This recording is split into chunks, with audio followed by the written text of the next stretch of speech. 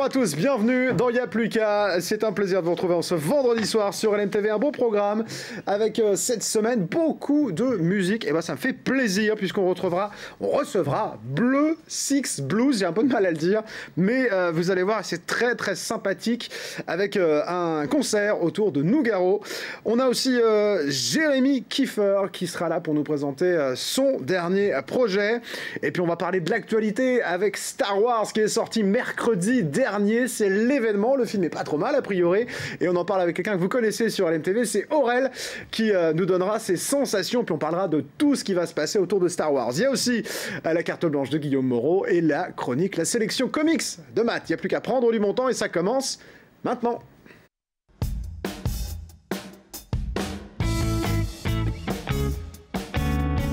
Et voilà, c'est parti, on va présenter nos invités du jour. Il y a Ludovic, il y a Karl. Salut les gars. Salut. Bienvenue sur le plateau. Ils font un peu timides comme ça, mais alors quand on les voit sur scène, vous allez voir tout à l'heure, ils sont beaucoup moins timides les garçons. Hein. Mais c'est vrai que là, ils sont surtout tout sages, tout timides. Des fois, on a un peu des extravertis, mais là... Voilà, mais on verra sur scène ce que ça donne tout à l'heure. Vous allez voir, c'est très sympathique avec Bleu Six Blue. J'ai beaucoup de mal à le dire, moi. Blue Six Bleu, enfin, je me mets dans les... On s'y fait. Ah, mais on s'y fait à force. Donc, je vais y arriver un jour. Mais c'est récurrent hein, dans l'émission que je galère un peu sur le nom des groupes. Aurel, ça va bien? Bonsoir, ça va très bien, merci. Et welcome back sur LMTV. Aurel fait son cinoche. On va parler évidemment de Star Wars qui est sorti mercredi dernier. Si vous avez envie d'aller le voir sur le week-end, en tout cas, on va en parler pour voir s'il faut aller le voir ou pas. Et puis, on va parler de tout ce qui va se passer autour de Star Wars parce qu'il y a plein de projets qui arrivent. Juste avant, je veux dire bonjour évidemment mes chroniqueurs. Salut Matt, salut Guillaume, ça va bien les gars? Bonjour Jean-Christophe, bonjour, ça va? Oui, il fait le timide aussi, Matt. C'est vrai que c'est un gars très très timide aussi, il est bien connu pour ça. Merci, ça va bien? Ça va très bien. Bon, impeccable. Vous avez prévu de vous embêter un petit peu, c'est pour ça que vous avez pris la tablette pour... Star Wars, mais aussi ça va, il faut aller voir le film. Pour faire les trucs... C'est parce que des fois ils s'embêtent pendant l'émission et les invités ça les fait chier un peu. Un petit Candy Crush qui est prêt. Voilà, ils s'amusent un peu en attendant. Bon, Star Wars 8. Ça c'est quand même une grande nouvelle, le retour de Star Wars. Ça faisait 2 ans qu'on attendait... 2 ans, ouais. Le 7 c'est sorti en 2015, du coup. L'arrivée de la Force était un peu décevant pour certains fans, c'était plus un remake de l'épisode 4. C'était un remake de l'épisode 4, on va le dire. Oh là là. Voilà. On va pas lancer trop de débats là ce soir, parce que c'est vrai qu'il y a tellement de fans que du coup ça peut vite être dangereux, mais... Donc, et là, nouveau, alors vous l'avez vu, dites-nous, moi je l'ai pas vu encore, est-ce qu'il faut aller le voir? Il faut aller le voir, parce qu'il y a du bon, il y a du très bon, il y a des retours de personnages, mais je ne dirai rien. Ah bah non, évidemment, rassurez-vous, ne parlez pas, ne coupez pas, ne zappez pas. Ce soir, il n'y a pas de spoiler. On ne spoilera pas, pour ceux qui ne parlent pas le spoil, et bien sachez qu'on ne donnera pas l'intrigue, voilà, à l'avance, rassurez-vous, vous pouvez rester avec nous. Je déteste ça en plus, c'est un enfer. Je ne le ferai jamais pour savoir, j'aime pas qu'on me le fasse, donc promis on dira rien. Ce soir. On se met un peu dans l'ambiance avec la bande-annonce quand même, pour ceux qui ne l'auraient pas vu, et on en parle juste après. When I found you, I saw raw, untamed power. And beyond that, something truly special.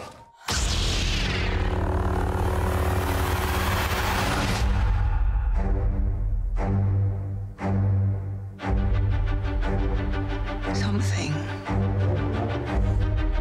inside me has always been there. But now it's awake. And I need help.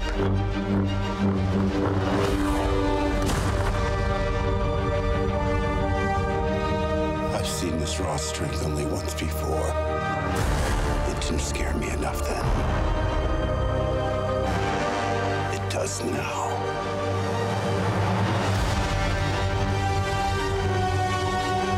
Let the past die.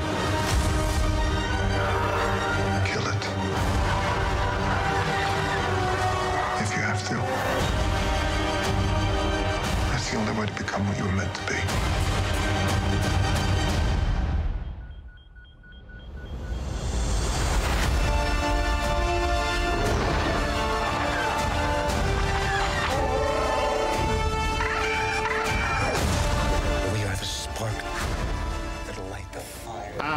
Ça fait du bien. Ma première c'est question. les TV, donc on montre pas la fin en fait. C'est Voilà. ni la fin du film ni la fin de la bande-annonce, d'accord. C'est ça. Déjà, vous avez râlé parce que vous n'aviez pas vu la bande-annonce déjà. Ouais, j'avais pas vu la bande-annonce et du coup je suis obligé de la voir là. Et en plus je l'ai vu en anglais, alors en plus j'ai rien compris. Alors ça sert à quoi de voir quelque chose et en plus on comprend pas? C'est quand même formidable. J'ai plus j'en suis. Voilà. S'il vous plaît, un petit peu de calme. Voilà. Est-ce que comme le premier du 7ème, enfin le premier Voilà, du parce que retour c'est un du peu retour. mélangé. En fait, Disney et Lucas n'ont pas vraiment compté dans l'ordre. C'est 4, 5, 6. 1, 2, 3, Voilà. 7, 3,5. Exactement. Donc là, on est reparti sur une nouvelle qui est partie au 7. C'est ça. Est-ce qu'on retrouve, comme pour le 7, vraiment l'esprit je trouve, de la saga d'origine, donc la 4, 5, 6? Oui, on retrouve vraiment l'esprit. Ce qui est bien là dans cet épisode-là, c'est que Disney prend un peu plus de liberté qu'il avait fait avec l'épisode 7. C'est pas du recyclage, c'est pas un remake, c'est qu'on voit scénaristiquement parlant, ils commencent à aller de leur côté, sans toucher aux épisodes 4, 5, 6. Oui, parce que, en fait, on va rappeler que Disney a racheté en 2013, à George Lucas la marque, on va dire. Oui, Parce que voilà. c'est une marque, hein, Star Wars. Et ils ont relancé les films à partir du 7. Le 7 était vraiment clairement, on va dire presque un hommage, je trouve, à ce qui avait été fait en 4, 5 trop, d'ailleurs. et 6. Un peu trop, du coup, du côté remake. Pas de débat on a dit.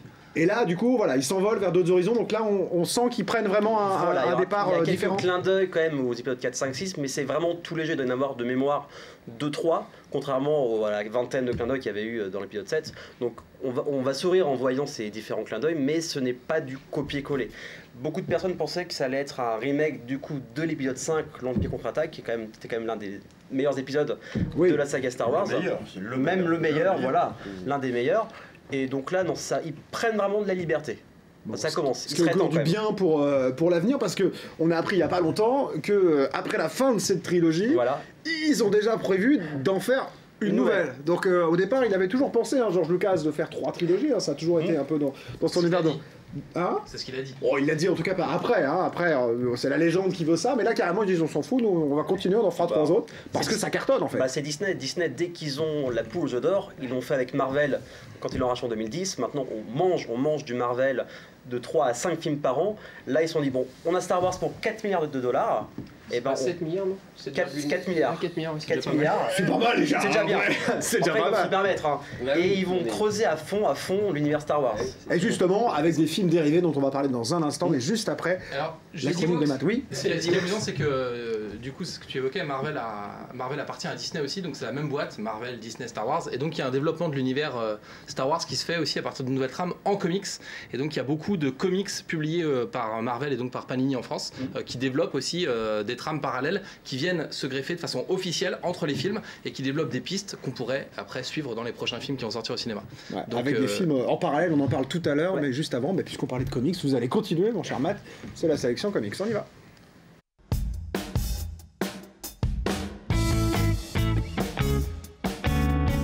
Avec un gros livre, dis donc. Ouais, même 2 gros livres, Deux parce gros que c'est livres. Noël, donc il y a les gros livres qui sortent comme ça, Yes. c'est le moment de faire des gros cadeaux. Avec 2 livres qui n'ont strictement rien à voir, donc je vous parle des 2. La D'accord. transition va être un peu raide, mais voilà, on C'est doit pas s'en grave. sortir. On va faire Le avec. premier, c'est un bouquin énorme, puisque je vous montre le dos du livre. Ça, c'est le dos du livre, on dit souvent la tranche. La tranche, c'est là où les pages sont tranchées. Voilà, un peu de culture. Donc Merci. ça s'appelle Crimson. C'est un bouquin qui fait un gros 700 pages. J'ai pas compté, mais a priori, c'est ça. Et du coup, Ça doit être écrit dessus. c'est Parce qu'il l'intégral. nous donne des leçons, mais il sait pas quel est le numéro sur les Ouais, pages. bah alors attendez, je vais parler pendant que je lis le truc du livre, comme ça vous saurez. De quoi ça parle Crimson? C'est une histoire de vampire. Alors la version originale aux États-Unis est sortie à la fin des années 90 et c'était vraiment le moment où les vampires, enfin ça marchait bien. Il y avait une série avec une fille qui chassait des vampires que vous avez peut-être regardé Je vois pas dans du ces tout de quelle eaux-là, série on peut parler. qui s'appelait Buffy et Buffy contre les vampires. Et puis au cinéma il y avait Blade qui était le renouveau ouais. du genre Ah, ça, de j'ai super-héros adoré, avec ça. Wesley Snipes qui était aussi un chasseur de vampires. Là on est dans cet esprit-là. Lui au milieu c'est un jeune garçon qui s'appelle Alex Elder. Il va sortir contre la volonté de ses parents, il va se faire agresser par une bande de motards vampires dans Central Park.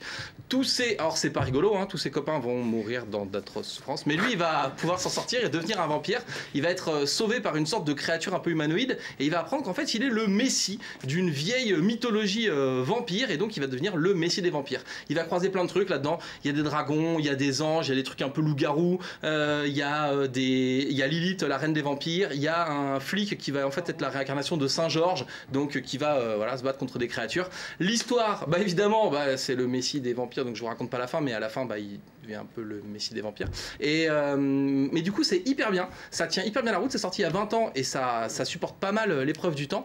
Et graphiquement, il y a un côté un peu manga et animation là-dedans. On n'hésite pas à exagérer. Là, on le voit sur la bouche du personnage, par exemple. On n'hésite pas à exagérer quelques détails morphologiques pour donner de la puissance et de l'énergie. Voilà, les personnages, par exemple, ont une très grande bouche quand ils crient parce que ça donne de l'énergie, ça a l'air comme ça. Ça, c'est assez typé manga. C'est pour ça que vous parliez du manga qui utilise beaucoup cette technique, quoi. Et du coup, le dessinateur Humberto Ramos, qui est devenu une superstar après cette série, qui dessine Spider-Man aujourd'hui, peut-être que vous avez entendu parler de ce personnage, c'était son premier travail et lui, il utilise souvent cette technique d'exagération morphologique. Impeccable. Sans transition, puisque ça va être compliqué, je vous parle d'un bouquin qui est du coup un bouquin plutôt patrimoine, qui s'appelle Tarzan, qui raconte les histoires de Tarzan. Et donc Tarzan, c'était pas un comics, hein, c'était un pulp, en fait, c'était un vieux roman avant les comics. En fait, toutes les aventures un peu faciles d'aventuriers à la Indiana Jones, à la Tarzan et tout ça, étaient imprimées dans des pulps qui étaient en fait des romans de gare, en gros. Mais qui n'étaient pas des trucs porno, qui étaient des trucs de la littérature facile, imprimés sur du mauvais papier que tu lis et que tu jettes quand t'as fini. Et du coup, ces aventures de Tarzan sont l'interprétation de Joe Kubert, qui est une vraie grosse star des comics. Joe Kubert, pour placer le personnage, il y a juste une école qui porte son nom, la Joe Kubert School, et qui est une école de dessinateurs de comics. Donc c'est pour vous donner un peu le niveau de l'auteur. Et donc c'est de la BD patrimoine, c'est des trucs qu'on n'avait pas revus en France, avec des versions, je perds le dossier de presse, avec des versions voilà, qu'on voit à l'écran recolorisées de ces trucs-là, pour que ce soit un peu plus tape à l'œil, puisque c'était des couleurs avec les impressions d'origine des années 60, 70.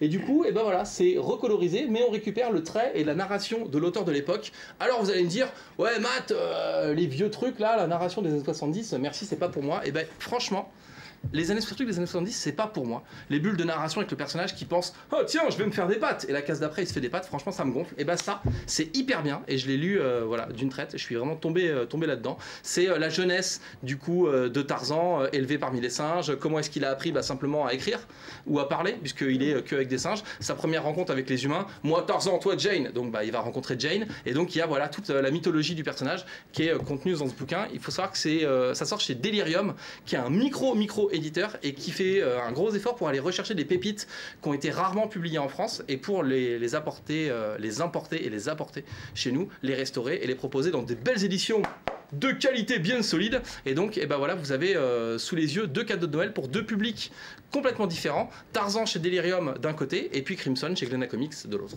Impeccable, merci beaucoup. Ça c'est des choses qui sont terminées à chaque fois ou c'est des choses à suivre? Alors Tarzan ce sera en 2 volumes. D'accord. C'est pour ça qu'il est un peu plus petit. Et Crimson il est donc un peu plus il y a déjà 700 pages, ouais. Et là voilà, celui-là ce sera en un volume. Ça marche. Merci Matt de cette précision. On va aller faire un tour du côté du Zoom de la rédac. On parlait d'un instant de vampire. On va parler de momie. Voilà, hein, c'est un univers un petit peu original et pas si lointain que ça, avec la momie du musée de TC. On avait pensé pendant des années que c'était une fille, c'est un garçon. Regardez ça.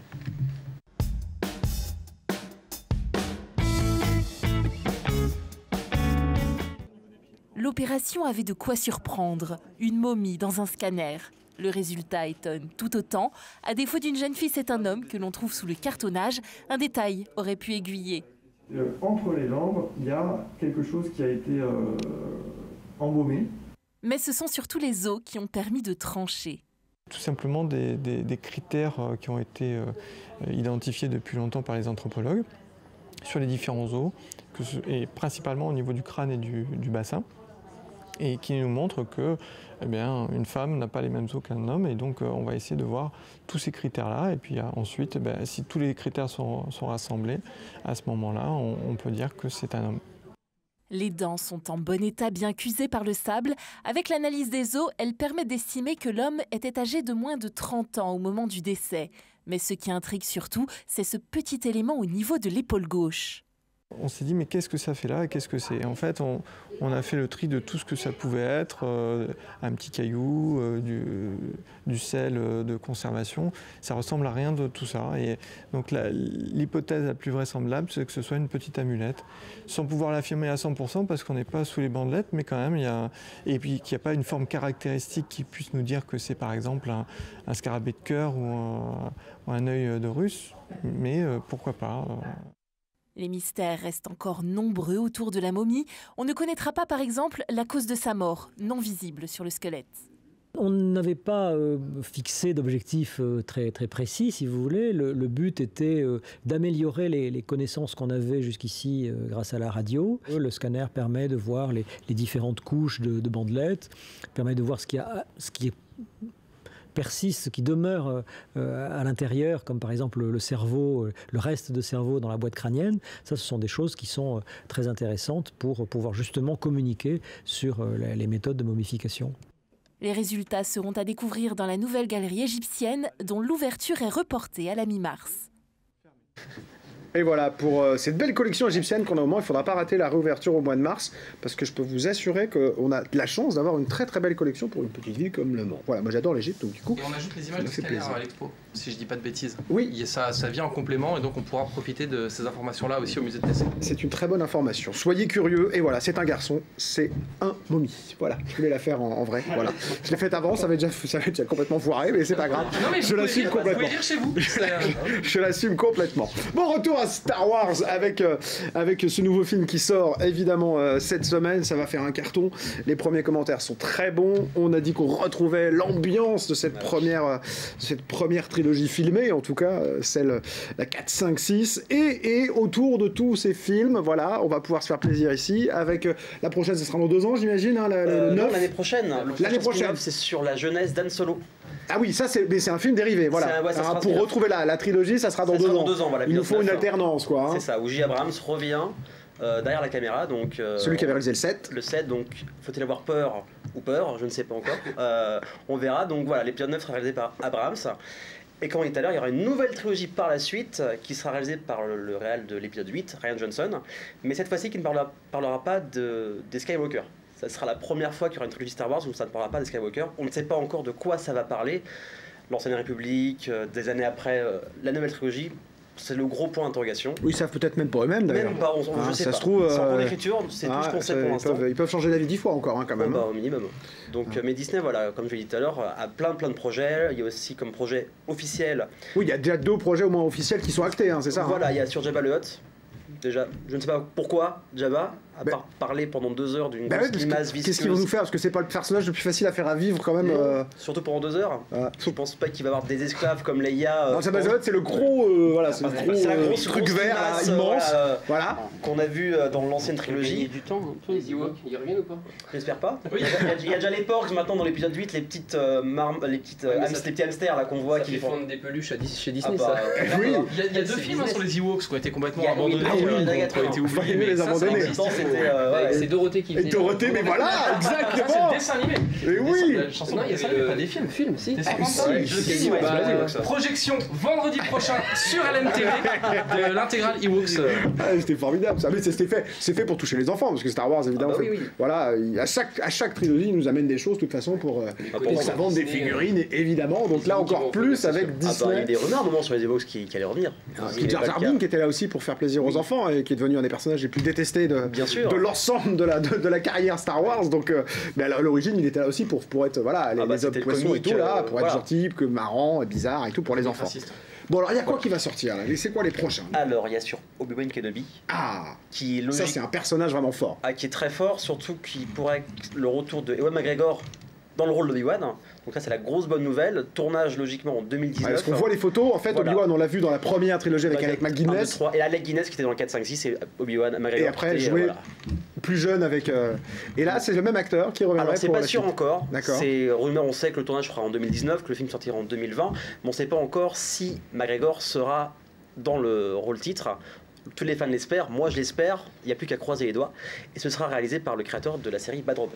Bon, voilà. Et il y a un autre projet du coup. Sur existe encore. J'en étais où là? Il y avait Obi-Wan. On a parlé de Jabba, d'Obi-Wan. Oui, Han Solo aussi. Han Solo l'année prochaine. Voilà, c'est ça. Ça, c'est le projet qui est sûr, qui va sortir. C'est la prochaine truc qu'on pourra se mettre sous la main.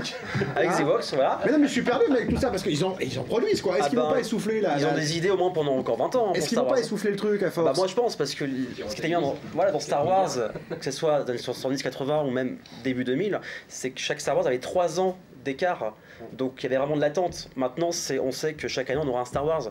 Donc ça va être comme les Marvel, tout ce qui est DC Comics, au bout d'un moment ça va s'essouffler, pour qu'au final on soit lassé, j'espère. Parce que là, ils vont vers les personnages vraiment principaux, donc c'est bon, forcément. Voilà, Obi-Wan, on va être content de le revoir. Han Solo, évidemment aussi. Voilà.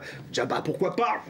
Mais au bout d'un moment, ils vont les épuiser, ces personnages-là. C'est évident. Et du coup, qu'est-ce qu'ils nous feront? On verra bien. Voilà. Après, Michel Ravougnard, garagiste en Sarthe, qui a inventé le sabre laser, qui a fait le premier.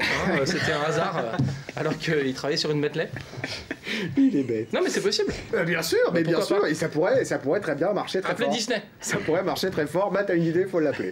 Bon, et ben en tout cas, rendez-vous au cinéma si vous voulez aller voir le Star Wars 8. En tout cas, c'est conseillé par Aurel qui l'a vu et qui nous dit qu'il faut y aller. C'est un spécialiste et un fan de la saga, donc je vais le croire et je vais y aller. Cool. Merci Aurel pour le conseil. Et on se retrouve dans un instant, les amis. Ne bougez pas, on vous garde tous. Voilà, tout le monde se pose encore un petit peu de temps. On va parler de vous, donc restez là. Ça m'arrange. Allez, on parle dans un instant de Blue Six Blues et puis Kiefer qui sera là avec nous pour nous présenter son nouveau projet. À tout de suite.